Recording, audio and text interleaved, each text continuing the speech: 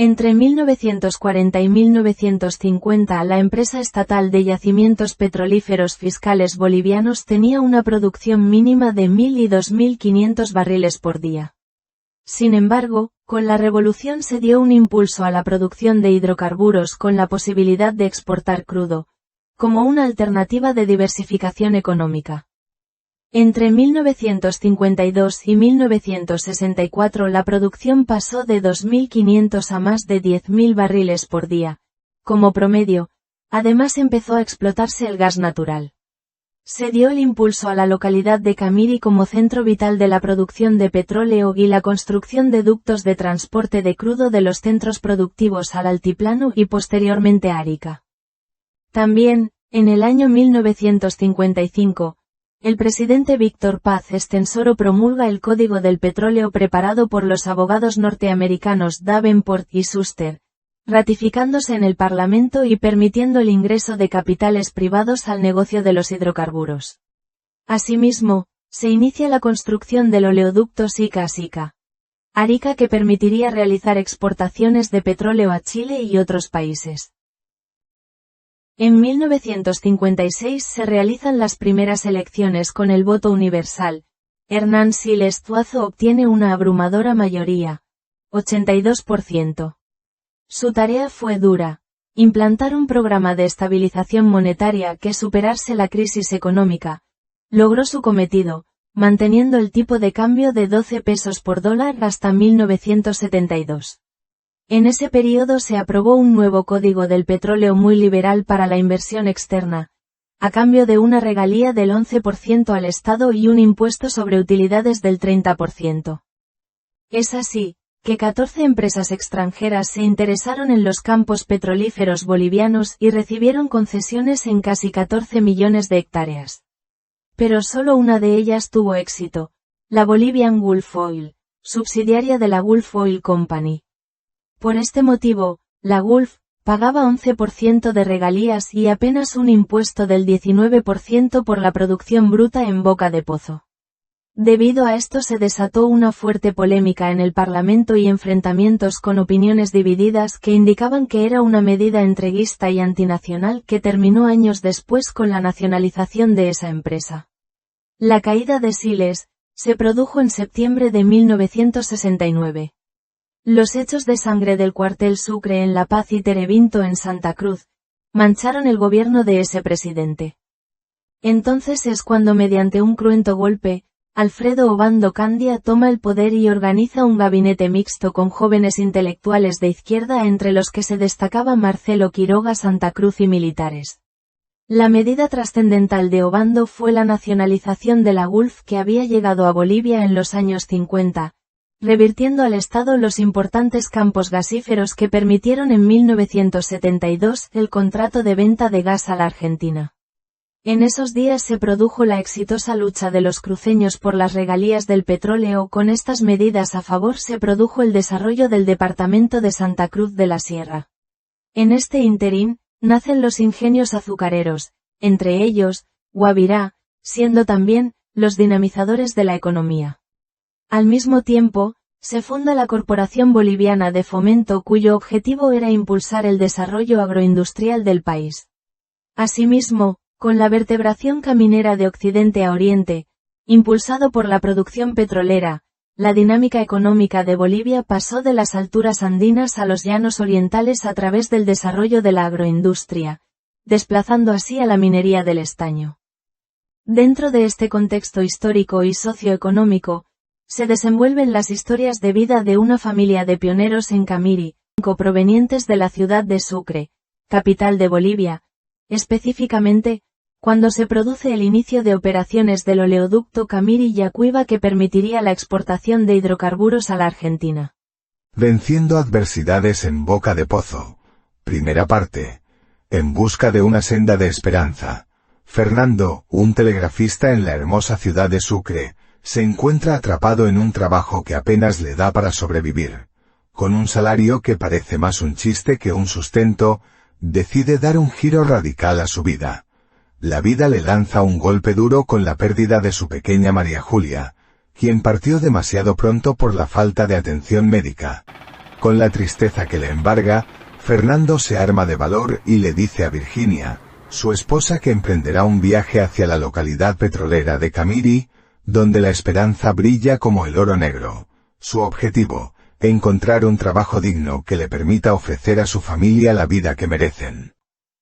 Llega el día esperado y Fernando se despide de su amada esposa y de su pequeño Robertito, con mucha pena, para trasladarse en un viejo camión, lleno de mercaderías y comerciantes que se dirigen a la localidad de Camiri, también denominada capital petrolera de Bolivia, por ser el lugar históricamente estratégico para la obtención de hidrocarburos directamente de la naturaleza, recurso natural no renovable con la que generosamente le otorgó la naturaleza a esta región y que goza de un clima tropical, con una temperatura que oscila entre los 29 y 40 grados centígrados a la sombra.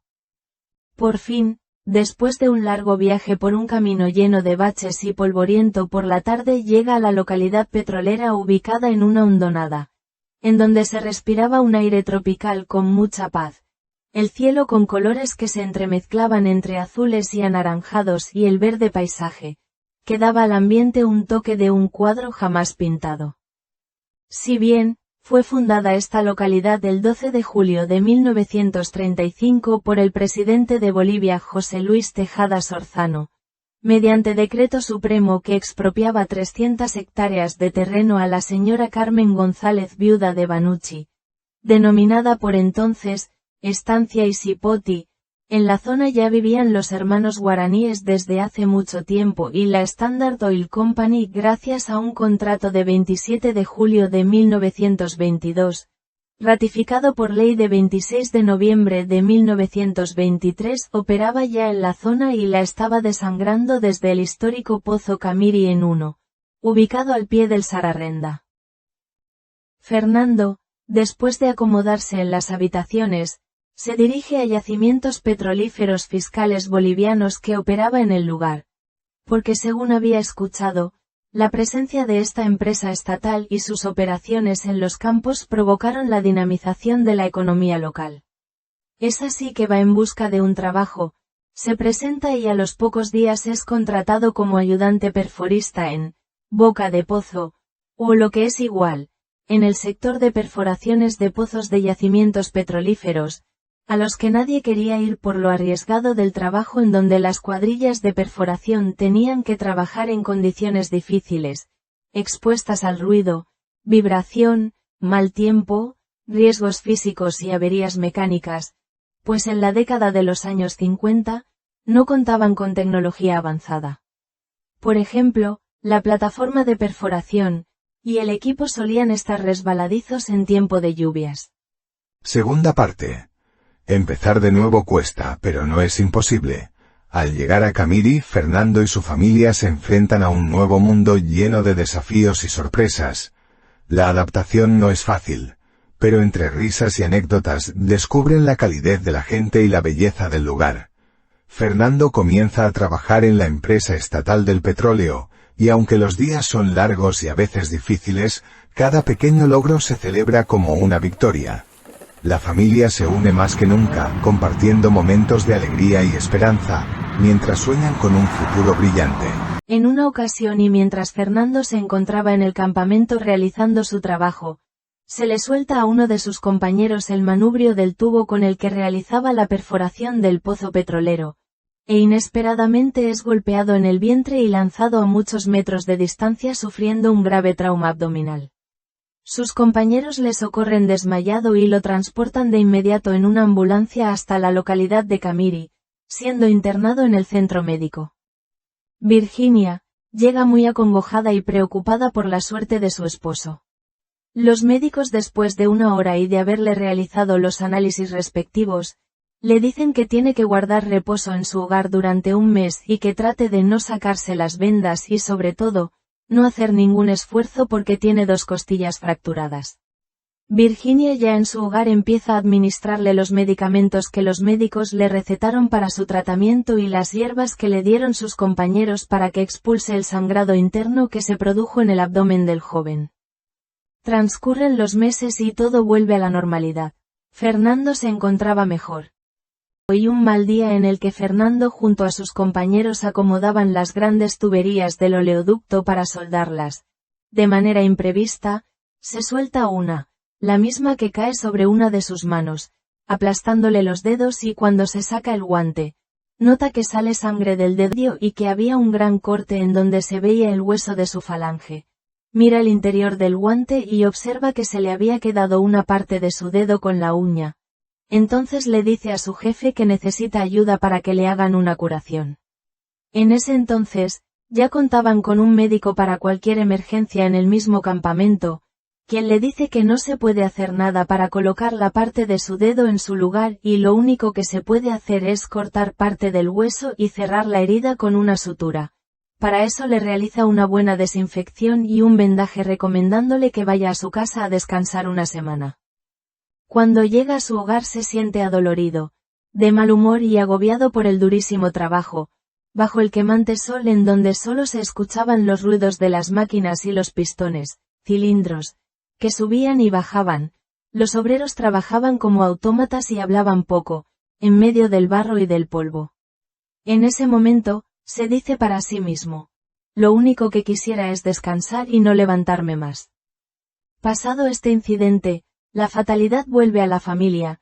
Esta vez Fernando se encontraba trabajando nuevamente en Boca de Pozo, y de pronto salen los gases y lodo con mucha fuerza emanados del interior que le dañan la visión. En ese tiempo no les proveían ni de gafas para trabajar.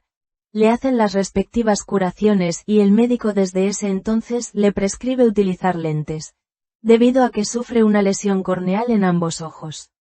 Los gases con algunas sustancias químicas y materiales a los que se encontraba expuesto eran petróleo crudo, en su forma natural, tal como se lo extrae, gas natural y ácido sulfídrico durante la perforación y los reventones. Metales pesados, benceno y otros contaminantes presentes en el crudo, amianto, formaldehído, ácido clorhídrico y otras sustancias químicas y materiales peligrosos. Entonces, Fernando demuestra que está hastiado de esta situación y decide hablar con su esposa, a la cual le dice que, si continúa trabajando en el campamento, perderá la vida por lo arriesgado de su trabajo y sus constantes accidentes. Por lo tanto, pedirá su transferencia. Ella acepta y le aconseja que hable con su jefe. Tercera parte. El final y la despedida de Camiri. Sin embargo, la vida tiene sus giros inesperados. Tras varios accidentes laborales que ponen en riesgo su bienestar, Fernando toma la difícil decisión de mudarse nuevamente, dejando atrás la tierra que les dio nuevas oportunidades. La despedida de Camiri es agridulce. Se llevan consigo recuerdos de risas, lágrimas y un sinfín de lecciones aprendidas. Aunque el futuro es incierto, la familia se siente más unida que nunca, lista para enfrentar lo que venga con la misma determinación que los llevó a buscar una senda de esperanza. Así finaliza esta historia de vida de un trabajador petrolero perforista en Boca de Pozo. La autora María Rosario le agradece por su atención. Camiri, capital petrolera. Producto del descubrimiento de tu riqueza petrolera, naciste un 12 de julio en la serranía del Sararrenda, provincia cordillera en la región chaqueña, de estancia ganadera a capital petrolera. Tu subsuelo rico en fósiles y materia orgánica originaron recursos naturales de petróleo y gas. Entonces llegaron empresas extranjeras, multinacionales sedientas de riquezas, a las cuales gobiernos demagogos y oportunistas les otorgaron regaladas concesiones petroleras. La Standard Oil instaló refinerías siguiéndole otras empresas petroleras, explotando y consumiendo tus riquezas hasta agotarlas y sumiéndonos en la pobreza. Por regímenes débiles fueron nacionalizadas, que acorralados por la deuda externa fueron capitalizadas. Hoy los camireños aún soñamos con algunas quimeras, como la soberanía nacional, sin intromisiones extranjeras. También soñamos con una ciudad progresista y vanguardista, generadora de desarrollo para toda la región y motor de Bolivia. Dios te bendiga, Camiri, pueblo mío.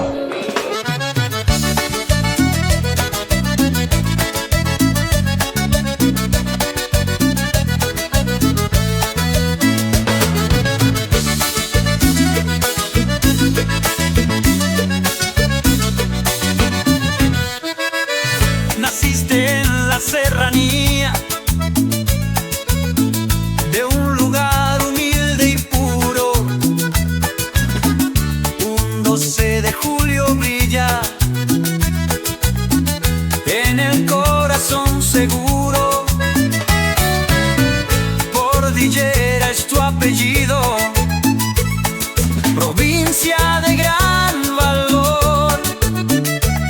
Camiri siempre ha sido de tu pueblo el fiel calor.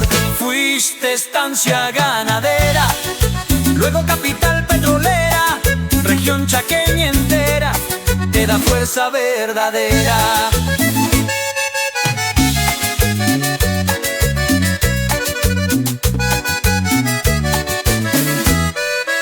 Santa Cruz te cobija entre montañas y algarrobos. Tu historia nos dirige a empresas petroleras que agotaron tus recursos y reservas. Bajo el cielo de Sararenda, tu esencia es inmortal. Camiri, tierra tremenda, eres sol primaveral. Fuiste estancia ganadera, luego capital petrolera, región chaqueña entera, te da fuerza verdadera.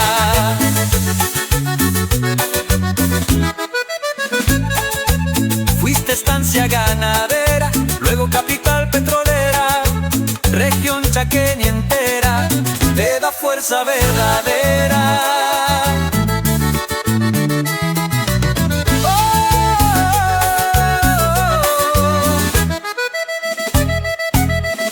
Fuiste estancia ganadera, luego capital petrolera, región chaqueña entera, te da fuerza verdadera.